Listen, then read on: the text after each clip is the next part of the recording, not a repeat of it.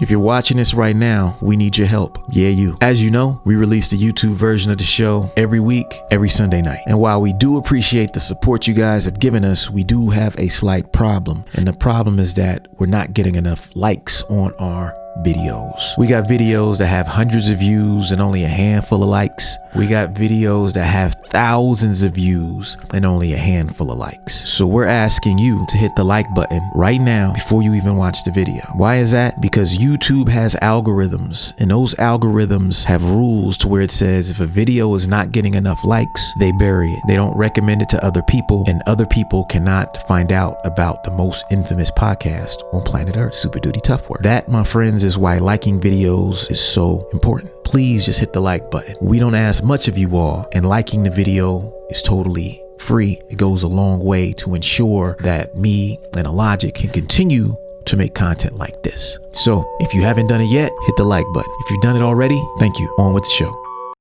Good morning. What's up, sir? You know, just chilling, minding my business. Word. Staying black. Feel that. Can I say something? Sure you can. Am I allowed to revise my 90 days? You want to amend your joint? You want to make a little revision? Can I make an amend? You take some shit back.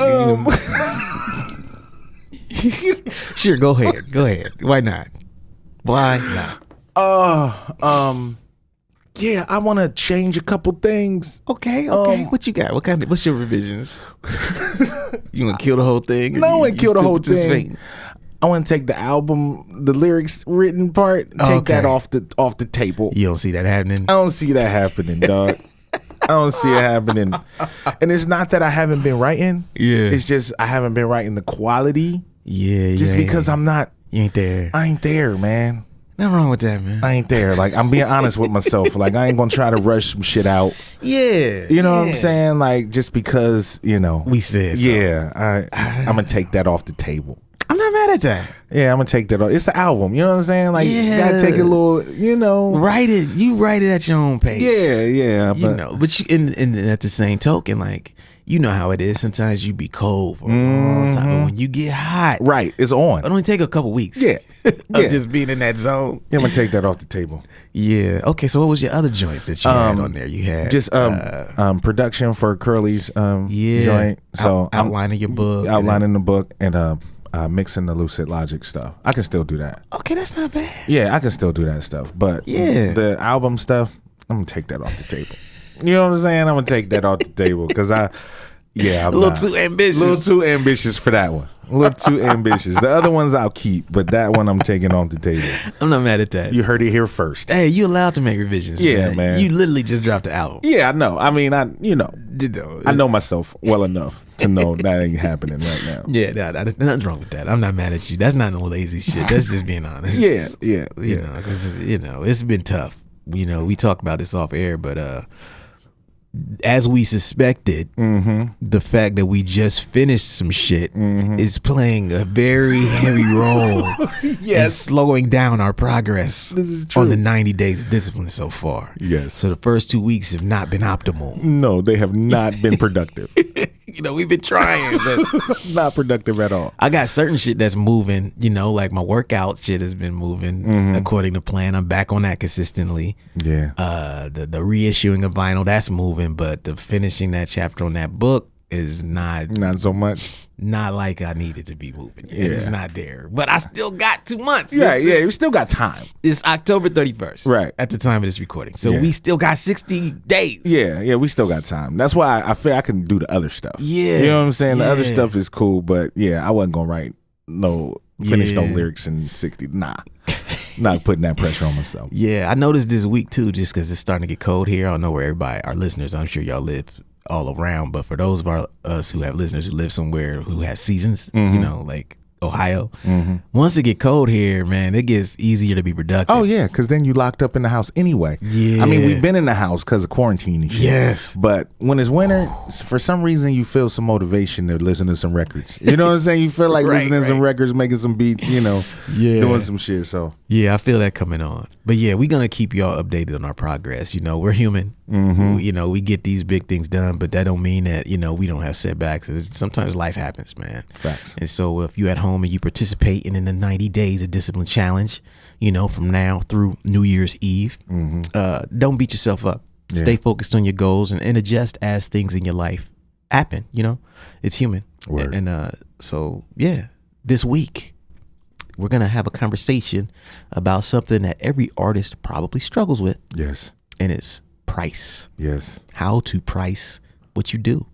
And the reason a lot of people struggle with pricing is because they don't admit the truths about price. There's like 6 uncomfortable truths that come with pricing. Setting your price, making money off art. And some of them, you don't have to like them. Right. You just got to acknowledge that they're true. Yeah. And they will guide you in what you do. And we're going to share some of our stories as it relates to price. And we'll take a break and we'll be right back. Word. We got you stuck off the realness, the most infamous, you heard of us. Official podcast murderers, the show comes equipped with viewpoints to share. Grown man ideas for all those who care and want to grow, so go ahead and download. Every single week with a brand new episode. You're not alone in this world, cousin, so we share information and honest discussion and keep repping a culture like we supposed to. They spread gossip, but they never come close to. I can hear it inside their tone. They talk about the industry but never left their home. You get laced up with bullet points and such, plus empowering topics that they never would touch. You can put your whole network against the team, but Super Duty Tough Work's the MVP. Most valuable podcast on MP3. Priceless info, but all of it's free. So take these words home and think them through. Super Duty Tough Work is coming at you. You are now listening to Super Duty Tough Work with your host, Blueprint. Raw and uncut. Adult conversations. No shucking, no jiving, and no bullshit.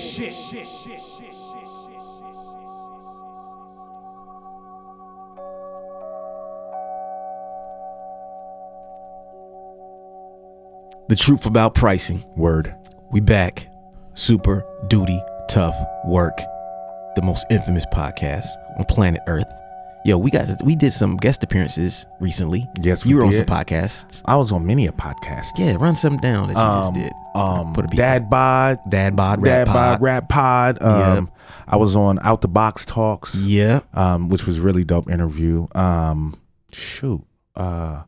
We was on Call Out Culture. Call Out Culture last Together. week. Yeah, I was on Felipe's Garage. Word. That dropped yesterday. Nice. Day 4. Yeah. Yeah, that shit was dope. Real dope. There's a conversation we had on there that I'm gonna extend to a topic on here at some point, because we had a big conversation about just like the effect of how we listen to music, how that impacts like our connection to music. And I want to have that conversation here soon. Word. But yeah, we've been all over the place, bro. All over the place, man. Good press. Yeah. I chopped it up with Capital University's music tech program last Friday. You got some footage from that or some audio? I got audio. Well, they got the footage, but it's like it's not of me. It's the switching where it's only one camera at a time. But I do have the audio. Word. I'm gonna post some of the audio because there was some bars spit in there. Word. You know, so yeah, I'm gonna share that soon to the Super Duty YouTube page. Nice. So if you are not subscribed to the Super Duty Tough Work, You're gonna miss out. come on, man. Exclusives.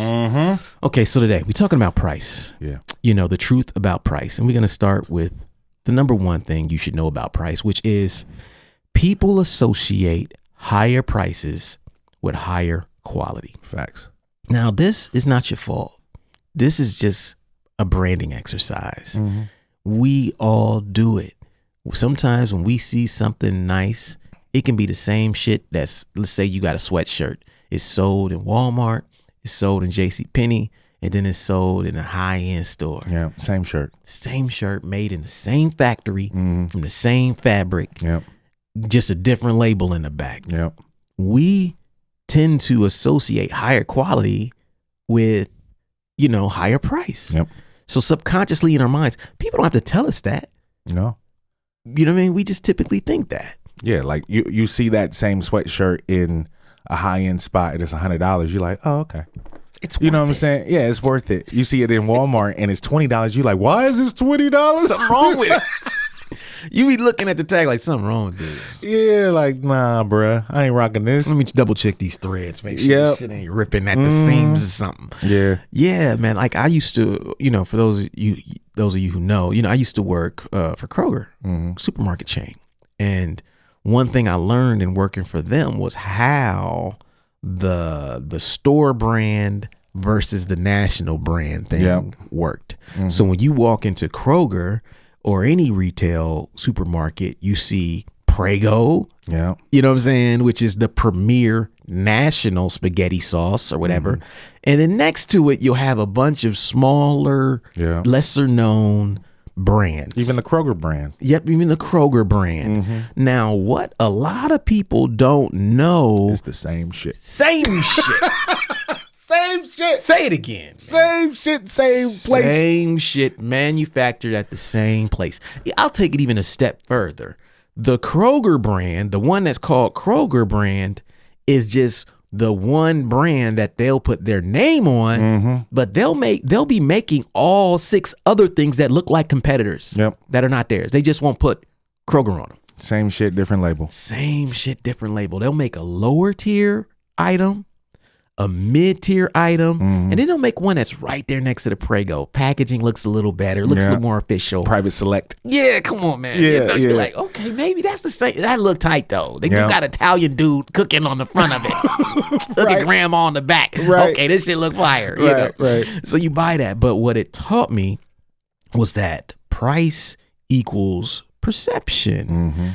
Why is this important as an artist? Because as you look around this landscape of people releasing music and art, you'll see certain artists who are charging a lot. Certain artists who are just like, give it away. Yeah. Get this shit out of here. Take it. Price, $2. Price to move. Everything must go. There's a lot of that out there. People they're competing on price. Whenever you start lowering your price, you are making price like the number one selling point of your product. Like, okay, this isn't about quality, even though your shit may be the same quality. This is about saying price, though, is how we differentiate ourselves. So your album's $5, mine is name your price. Yeah. You know what I mean? Yeah. But you have to understand that, like, yes, when people see your price is low, they're going to subconsciously think something, but when they see your prices, this guy charged $100 for a CD? Right. It must be fire. It must be flames. Yeah. This is what they did with Nipsey Hussle, right? He charged $100 for a CD. All of a sudden, people are like, man, let me hear this shit. Yep. Straight up. Why does man feel comfortable charging $100 for a fucking CD? I can burn a CD for fucking $1. People ask these questions though when you charge $100. They start thinking, oh, maybe this dude is legit. Right. Maybe he's doing some shit over there. I need to be paying attention. Yeah. Wait a minute. He sold out of those $100 CDs? Yeah. Oh, okay. Now let me get on Spotify. Let me see what this is about. Right. Google this man. See what he's doing. Up on YouTube. The high price creates a perception of high quality. And if you're an artist, you want to be thinking about this at all times. Not to say that you need to price your wares high. Right. But you do need to understand that in doing so, you are going to attract something different than if you price them low. Many companies talk about customer service. And I've heard it often said that the companies who have the least problems with customer services are the companies who charge the most for the products. You don't see somebody who buys a fucking, a fucking Mercedes Benz. Right. Or another or fucking Rolex. Tesla or Rolex. Yeah. Walk in the store the next day complaining about the Rolex. You know what I mean? They don't beat people up in customer service because there's a different thing there. Whereas they talk about the people who buy the cheaper products tend to come back with the most complaints about it, whether right or wrong, but just the customer service is high. Right. And I also think it's a perception thing. Right. Like the perception that you got something more quality is going to make you less likely to complain about it. Facts. But that's the high price end of that thing. Now let's talk about the other end of it. The other side. Yeah. So the number 2 truth about price is that lower price is perceived as lower quality. Right. This is very important in music. You have artists like I wrote about in the book, like a Rock Marciano. You have guys who are charging $50 for a download. You know, people are charging $100 for an LP. And on the opposite end of that, you have people who are just like, yo, it's free to download. Yeah, name your price if you want to pay for it. Donations accepted. Right. Just they have a completely different way of presenting their art. And it's like, we just want you to hear it. You know, we believe it's quality, but, you know, we're willing to concede on price, at least for now, to make sure you hear it. But what you have with that is people who don't pay much for it tend to think it's not really worth that much. See, and it's interesting because you have two different sides of the spectrum. You have a Rock Marciano who charges $50 for a download, but then you have Run the Jewels who give their shit away for free. But charge you $100. But charge you $100. Yeah, exactly. So when you actually buy the merchandise, you know what I'm saying? Then the merchandise is marked up. But if you just want to download it, they just want you to hear it. Yes. You know what I'm saying? So you'll become a fan and then you feel like, well, I got to get a sweatshirt. Yes. I got to get a hoodie. You know what I'm saying? I got to actually buy the vinyl that costs $100. Yep. You know what I'm saying? Like, so they get you with the free joint. It's like the hook. You know what I'm saying? Exactly. It's like they reel it out there. Like, let's see how many we can grab. Yeah, the free sample. Yeah, the free sample. Yep, straight up. So yeah, it's different sides of the spectrum used different ways. Yeah, yeah, and what I think a lot of artists, and what I really want people to listen to in this conversation is that you may be inadvertently causing an association from the people you're trying to impress. You may be inadvertently making them position you as lower quality, right? Because your lack of focus on a fair price for your product. Now, this is even trickier because we're in a streaming era, right? And so a lot of this shit is basically free anyway. Yeah. You know, but even if you do have free music, as you just pointed out, you do have an opportunity to sell to those who like your music. Yeah. And that is when you have to be conscious about price. And sometimes we inadvertently, it's just like playing free shows. You know, we played free shows from Confest to, you know what I'm saying? We played shows that were $5. Right. And I can say, just as a touring artist, the best crowds were when I charged more than $10. Yeah. If I do a $10 to $15 cover, everybody there want to be there. Yeah. They've spent some money to be there, so they're gonna pay attention. Yep. They're not gonna talk while you rapping. They're not gonna be outside smoking during your set. You know what I'm saying? They pay money to see you, so they gonna be there to see you. And anybody that mess up their experience, they going in on it. Right. They not having that. Would you shut up? Let him rap. Right. Dude, calm down. I paid $20 for Yeah, this. get in the back. Right. Yeah. It's a completely different experience than, you know, we would play blowout shows, New Year's Eve shows at Scully's, you know, and we would charge like $7 to $10. Right. We had a lot of casual people there who were just there because it was cracking. And because it was New Year's. It was New Year's. Yeah. They New didn't Year's care party. about us. Yep. And those people did not see as much value in us as performers because it was basically the cheapest, best thing going. Right. As opposed to it's $10 to $20. You come and specifically see Illogic and Blueprint and Envelope and Zero and whoever we had as guests. It's a completely different perception. And this is the thing about playing free shows as well. I played many free shows at Care Bar here in town. Yeah. You get a good amount of your people there, but then you also have a good amount of casual people who are just there because it's cracking. Yeah, and it's free. And it's free. And the question becomes, okay, now that you got them in the door, what are you doing in terms of price? What's your sales strategy? Is it to make sure that people are buying merch? Are you just happy to get on stage and play for free and not convert these people and not make them leave with something of yours? You have to really be thinking about this. Are you going to walk around and give away your product? Some people used to do that back in the day. Oh, yeah. You know, give All the away time. samplers or CDs and stuff. I think we did that with our first little tape. Yeah, we had the tape sampler joint. Yeah. And so you have to have a strategy that drives people to something else, but be aware that like making everything free at some point is going to have a cost. Yeah. And you have to have other ways to make money or else people eventually associate what you do as low quality. Yeah, I don't get the cats. And this is a lot of younger cats too. This is a shout out to all the young MCs out there. Yeah. I don't understand cats that do free shows and have no merch.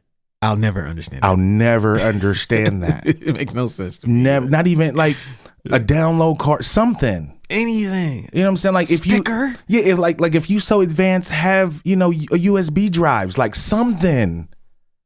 Like I never got that. Like if I'm gonna do a free show, I got my merch table is popping. Yes. I've You know what I'm had some saying? of my best merch nights Yeah. when the door is free. Yeah, because they got money.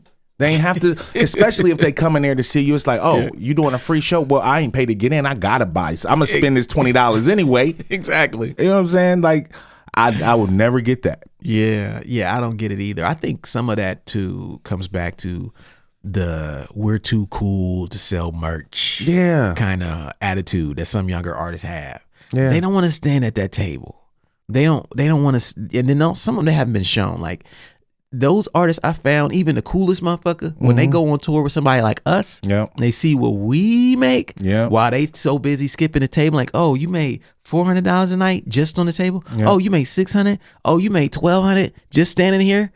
Oh, okay. Now I see. I should have brought some merch. Right. You're cool and I'm not. Right. See, I thought I was cool by not going over there. Right. But now I see you have mad money. Yeah, you have dough. You're cool. On top of what we got for the door. Thank you. You know what I'm saying? You're winning. You're getting it from every angle. Yeah.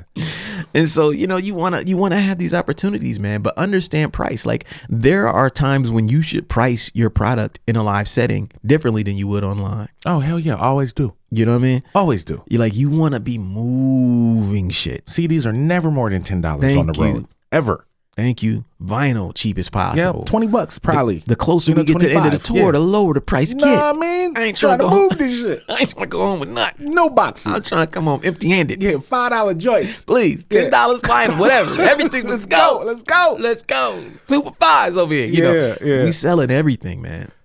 And I think the same thing goes online. Like you have to make sure that you understand your setting and your price is a reflection of that. And there's times when you can charge more. There's times when you can charge less. Yeah. But just be aware that whatever you charge for your product or service, the price tag on it is going to subconsciously tell people something about the quality of that product that you have no control over. Right. And so it is bigger than you. It's been around since the beginning of commerce. And so don't get upset about it, but don't deny the reality. And some of that comes down to branding. Right. Like a lot of artists like a Rock Marciano or guys like that, they can sell something for a higher price because they position themselves, or the Griselda guys, as premium luxury hip hop brands. Yeah. In the same way you have premium luxury cars, you have luxury clothing, you have luxury rap now. Yeah, it's just listen to the shit they talk about. Just listen to it's all fly shit. Thank you. I mean, shit, like what's like the fly god? Like, come on. He's always and what is the result of him talking about all that shit? Yeah. Is that he attracts a higher paying clientele. He attracts a luxury clientele as opposed to a I'm broke, I ain't got it clientele. Right. I need it for free clientele. What's up? What's the hook on the door? These guys is coming through charging $50 to get into their show. Right. And they're not even playing in front of that many people. Right. But their people are paying it. Yes. Ain't nobody questioning paying $50 to see West Side Gun and Nope. you know what I'm saying, the club here in Columbus or Benny or they're not. Yeah. They're paying a $50-$100 because they've been taught or just they've been building this luxury brand for the longest time since they started. Right. And the result of that is that they now have fans who are willing to pay more. On the opposite end, if you don't build that from the beginning, you're going to have a hard time charging that, even though your shit may be intrinsically worth just as much. Right. Just as dope. Yeah. Your stage show may be better than theirs. It doesn't matter though, because until your fans see you as that luxury brand that's worth $50 to pay for, they're not going to do it. Right. So we'll take a break and we'll be right back. Right.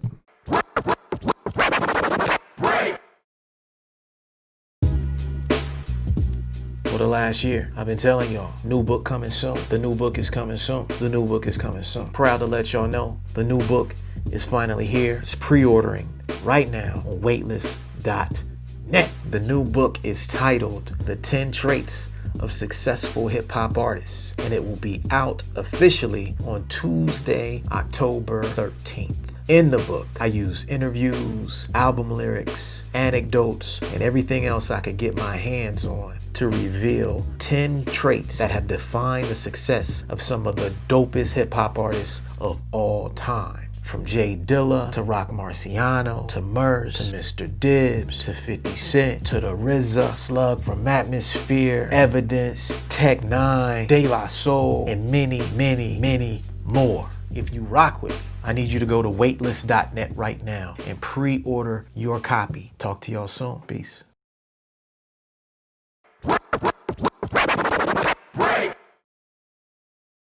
Bang. Word. We back. Super duty. Tough work. Tough work. Yo, truth about price. We're breaking it down for y'all. Facts. If you sell anything or you want to sell anything, refer to this episode. It's a reference manual. It will help you out. Yeah, for all you hustlers out there. Know what I'm saying? I learned all this shit from my drug dealing friends. From the streets, you know what I mean? Yeah, man, your boy was out there rubbing elbows with the drug dealers. That's where I picked up all this shit, long before rap. Yeah, long before. You know. And so we're going to keep it going. Rule number three,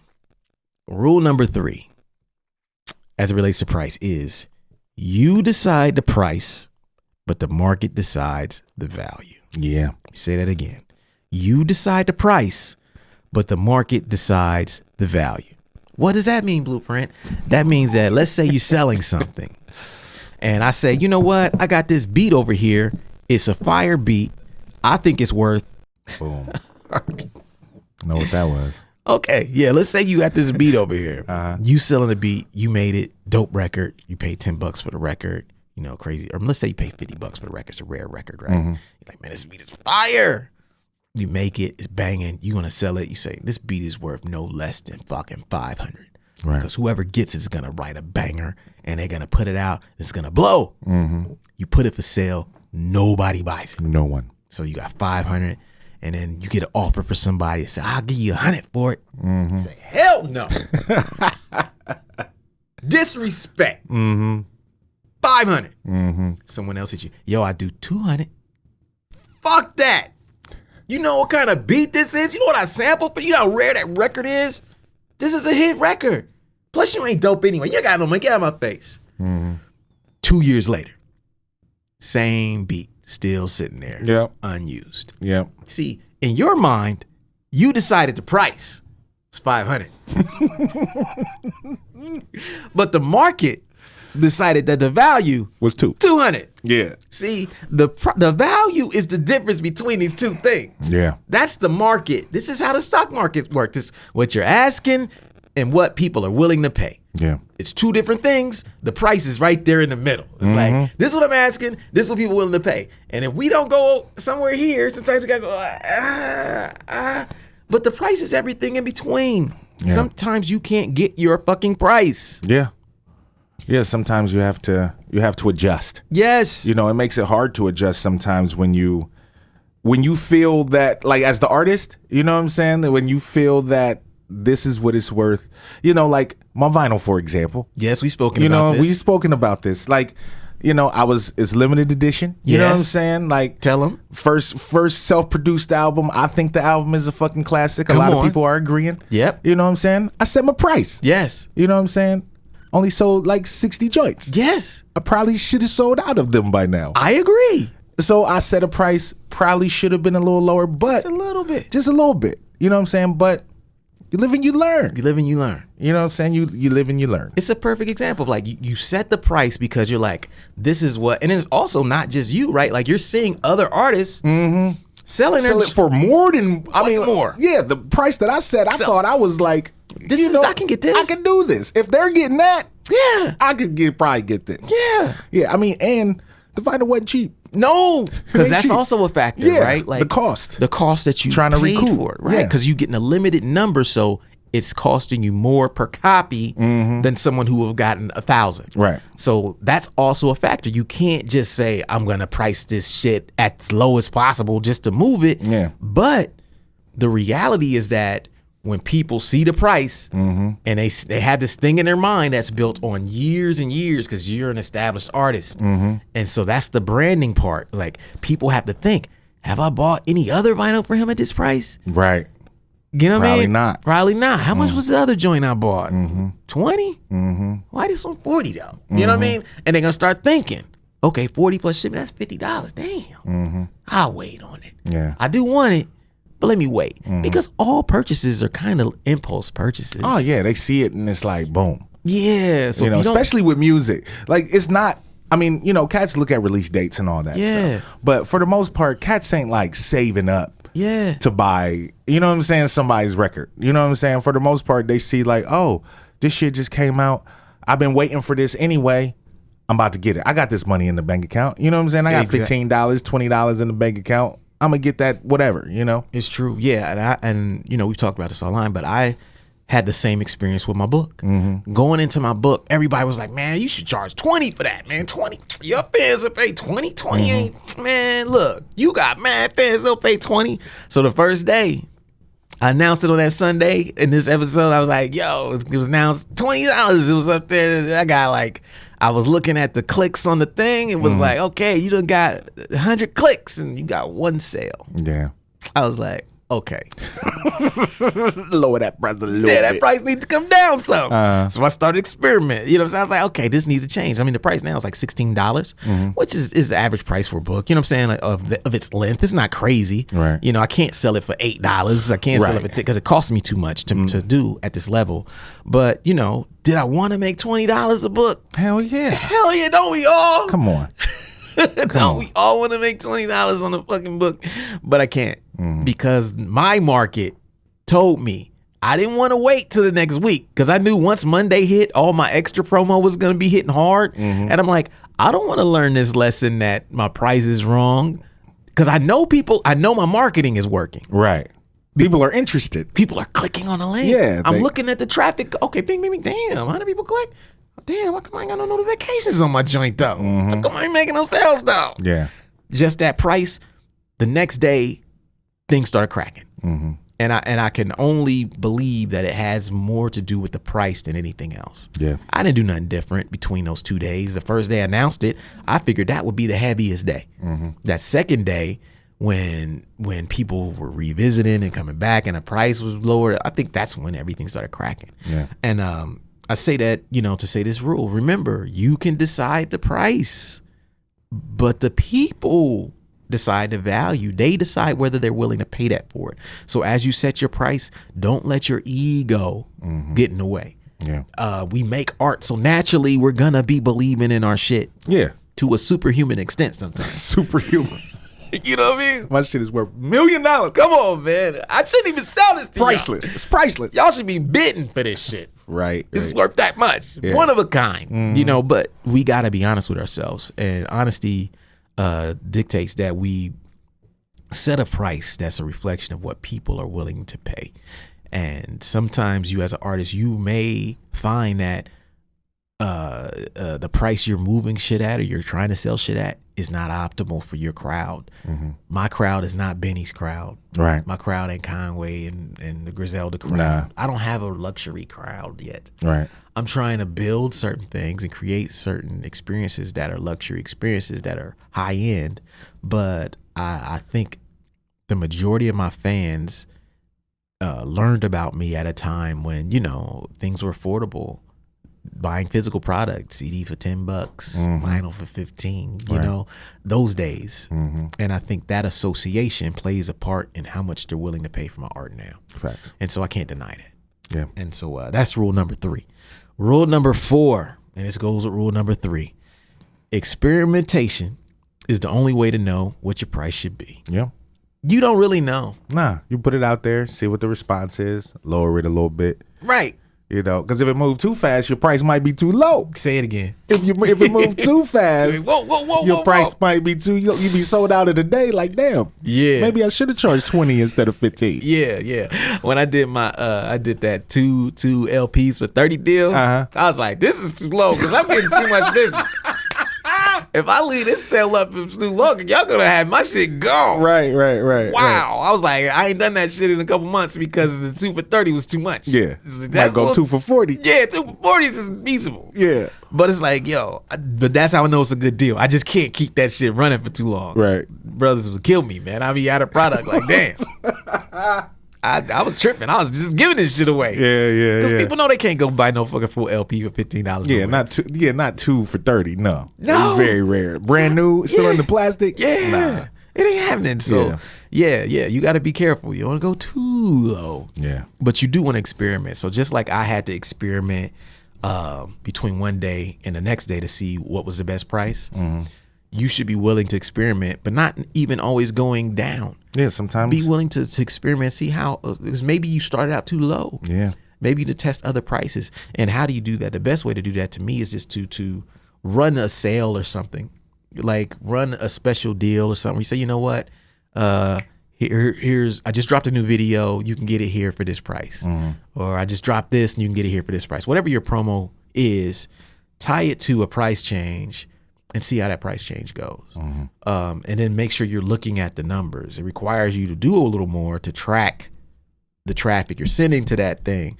But you need to know so you know what's working. Right. You may be selling a product or service that is too cheap, like you're saying, but you don't even know. Yeah. Because you ain't asked for no more. All right. You got this little guilt thing inside of you that says, man, I feel guilty making too much money off this shit. I don't want to charge that. I want everybody to have it. You know what I mean? That little voice be nagging at you to lower your prices. Just take what you can get. Yeah, but if it's moving, if it's moving, if it works, it works. If it works, it works. And people see the worth in you. They see it. They're like, no, this is worth it. This is worth more. I'd pay more. And you be sitting there like, no, I'm not worth more. Yeah. Yeah, sometimes it's hard as artists, man. Yeah. Inner dialogue will kick your ass out. You broke out here. Yeah. And we all suffer for it. So like experiment. I experiment now. I try to do it with all types of different things on my store, which is a good place to experiment. Right. How much are these worth? How much are these worth? Because there's a price in which you want it to move. You want people to look at it and be like, this is a no-brainer. Oh, yeah. This is a no-brainer. Like, how much is it? What? How can I not? At this price. This joint gonna be sold out if I don't get it right now. Right. Yeah. You know, that's what the kind of testing you have to do, but go both ways with it. And but you don't know. So never assume like we talk about your vinyl, you're like, yo, I believe I can sell this for this amount. Because I'm seeing him. I'm seeing this guy, he's up here do it. They're doing it. I've got fans that are just as loyal, who fuck with me just as much. This project is fucking crazy. Price set, boom. But you don't know. Right. Now the next thing is we'll probably have a follow-up to this, and you'll have experimented. Yeah. And you'll say, you know what though? That shit gone. I changed the price to this. Sold out. Yeah. Should be gone. Yeah. But that's really all we can do is run experiments. So don't get so set on your price from an artistic perspective that you refuse to make a business decision that can help you get that art in front of more people. Right. That's number 4. Let's take a break and we'll be right back. Word. What up, everybody? Blueprint here to let you guys know that all 3 of my books are finally back in stock. That means right here, What a Night. This book is back in stock. It's $10. This is a book about the worst shows in my career. That's 10. Word is Blog Volume 1 is back in stock. That's $10. And also, The Making of Adventures in Counterculture. This book is about my Adventures in Counterculture album. If you have the album, you love the album, you should have a book too. That's $10. All 3 of these books are back in stock for $10 each, or you can get all 3 of them for just $25 right now on waitlist.net. That's all I got today. Thanks for your support. Peace.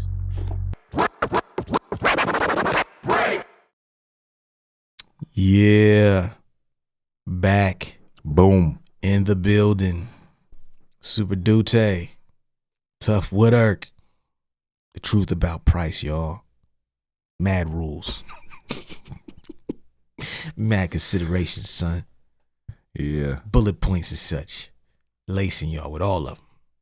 Now we down to the last 2 joints. Rule number 5, as it relates to the truth about price, is sometimes the best price is free. Yeah. Sometimes giving it away it works. Come on, man. especially depending on what the product is. Depending on the product, sometimes it works. And sometimes you're depending on your stage as an artist. Like if you're a new artist, you're up and coming. Yeah. You need to remove all the barriers between people sampling your work. Chance the Rapper is a great example. All his shit was free at first. Yep. Blew the fuck up. Yeah.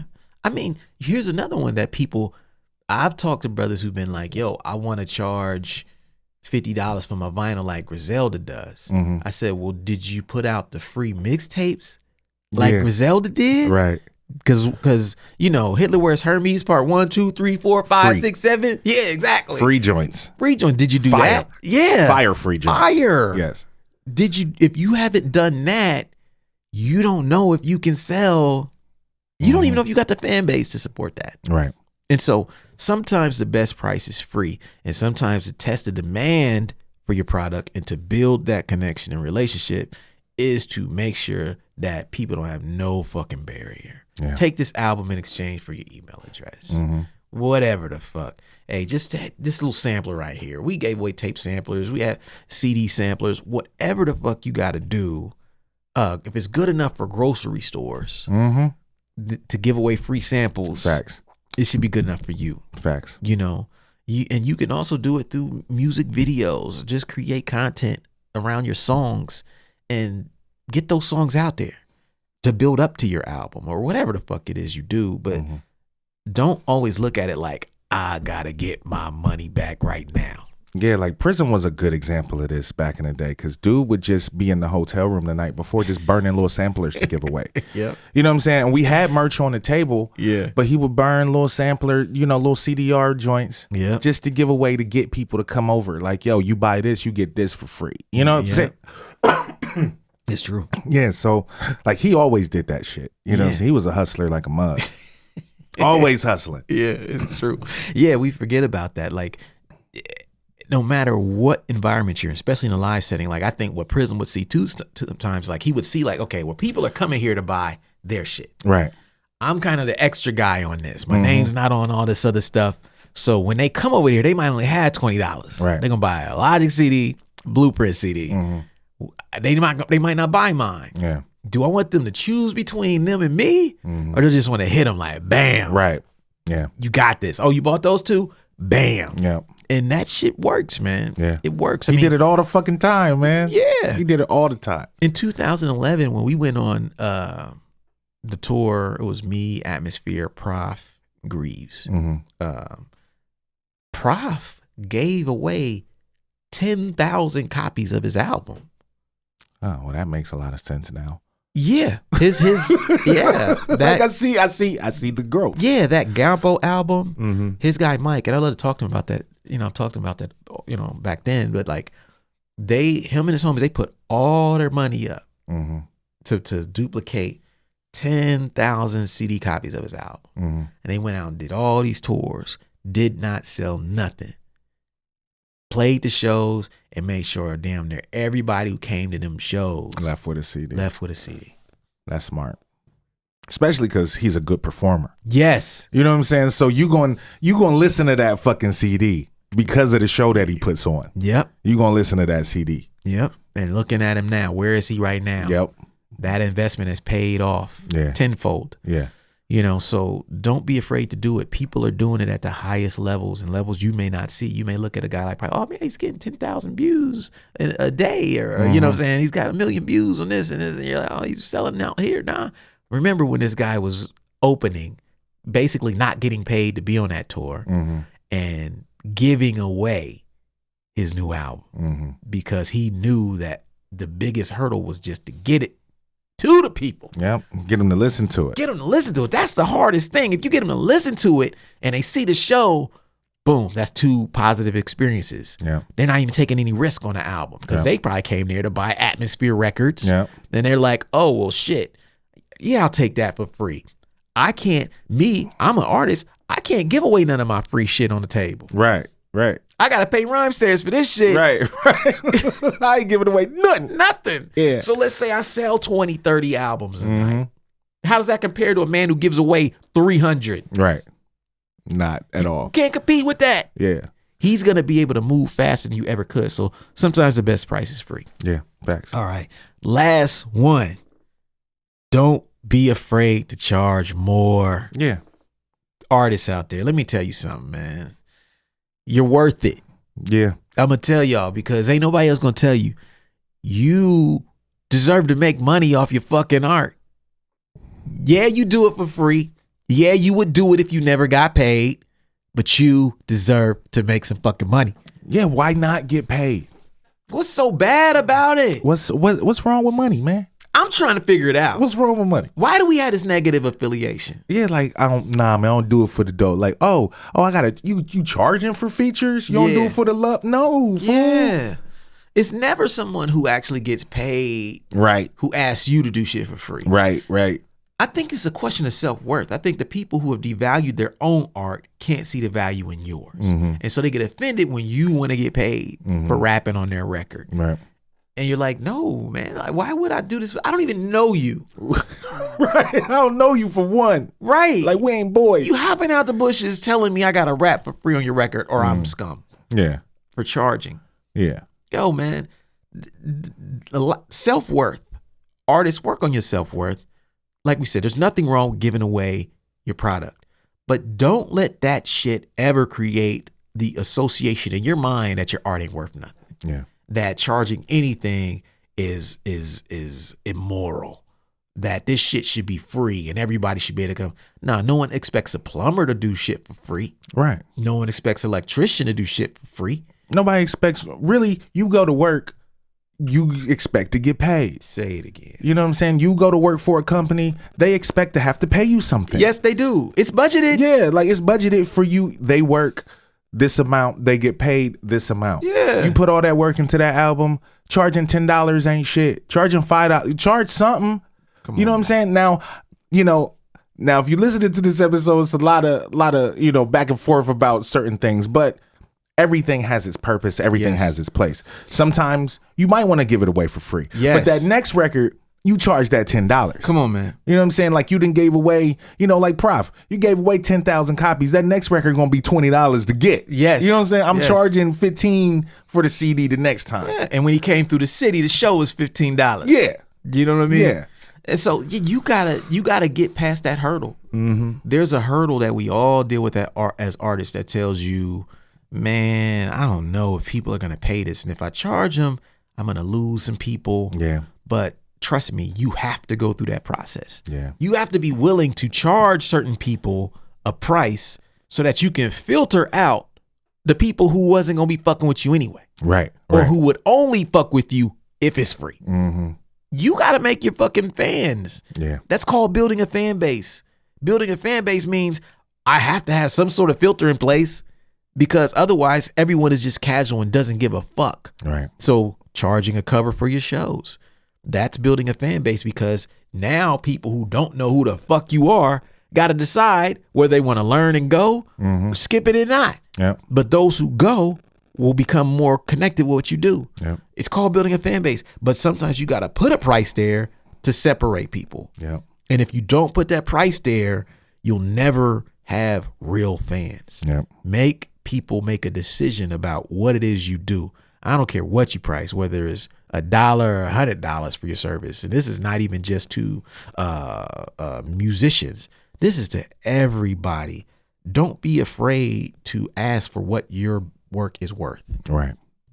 I've done much free shit in my career, but then there's other shit where I'm like, yo, I have to charge. Right.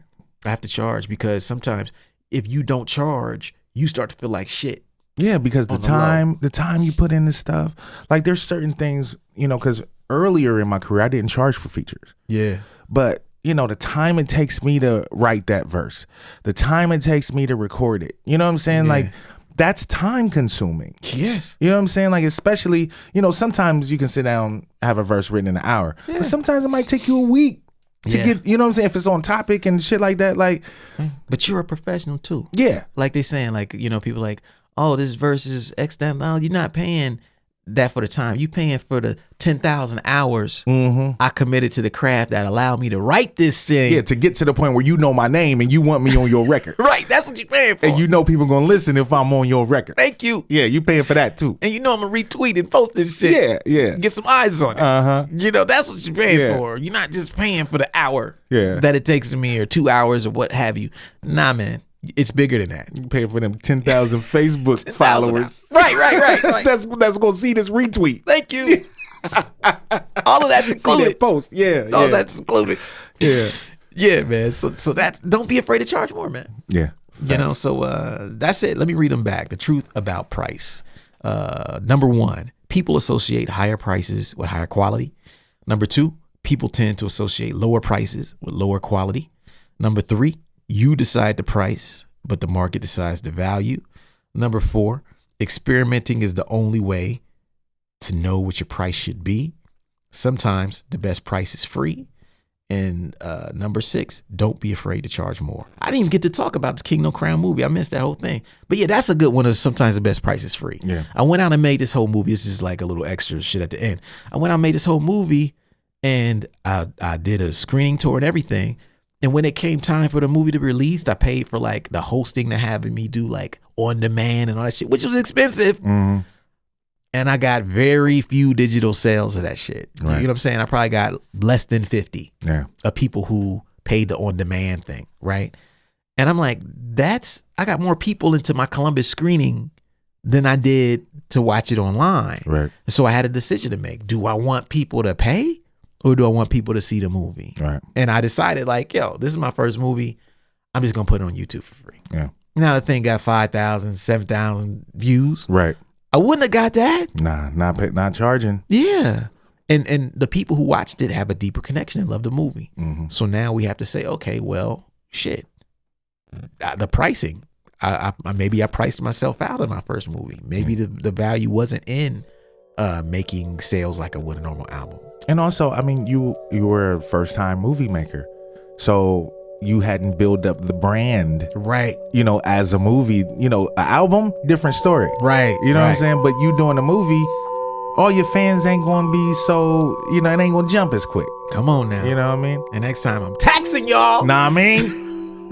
I'm charging. It ain't gonna be free next time. Y'all paying me. Fuck this. Nah, I'm joking. But yeah, number 5, sometimes the best price is free. And then number 6 rule is don't be afraid to charge more. And that's it for this week. Word. See y'all next week. Peace. Thank you for listening to Super Duty Tough Work. Subscribe to the podcast on iTunes. Follow the podcast on SoundCloud. Peace. Shoot, I got styles already that's more complex that nobody know about.